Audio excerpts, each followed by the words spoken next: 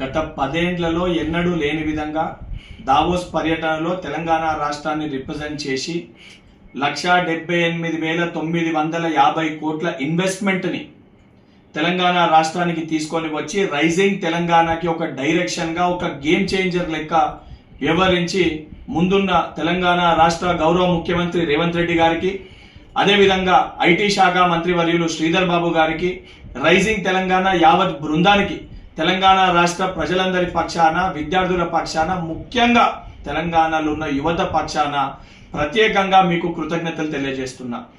ఈరోజు కాంగ్రెస్ ప్రభుత్వము, కాంగ్రెస్ పార్టీ చేస్తున్న ఒక డెవలప్మెంట్ని, మేము ఏదైతే ఇస్తా అన్న గ్యారంటీని ఇంప్లిమెంట్ చేస్తుంటే దీన్ని తట్టుకోలేక, జీర్ణించుకోలేక ఒక కడుపు మంటతోటి దీనిపైన విషం చిమ్మే ప్రయత్నము బీఆర్ఎస్ పార్టీ నాయకులు కల్వకుంట్ల తారక రామారావు గారు చేస్తున్నారు.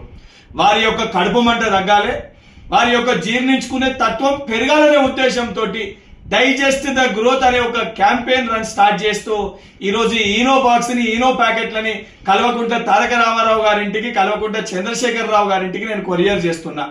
అదేవిధంగా వారి కడుపు మంట, అదేవిధంగా మనం చేస్తున్న డెవలప్మెంట్ని వారు తట్టుకోలేక, జీర్ణించుకోలేక వారు చేస్తున్న దాన్ని జీర్ణించుకోవాలంటే తెలంగాణ రాష్ట్ర వ్యాప్తంగా ఉన్న కాంగ్రెస్ పార్టీ శ్రేణులందరితో కూడా నేను విజ్ఞప్తి చేస్తున్నా.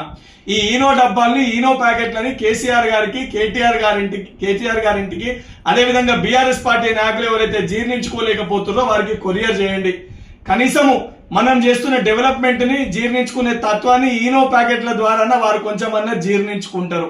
దానితో పాటు మేము చేస్తున్న సంక్షేమాన్ని తట్టుకోలేక నోటికి వచ్చినట్టు బీఆర్ఎస్ పార్టీ నాయకులు మాట్లాడుతున్నారు.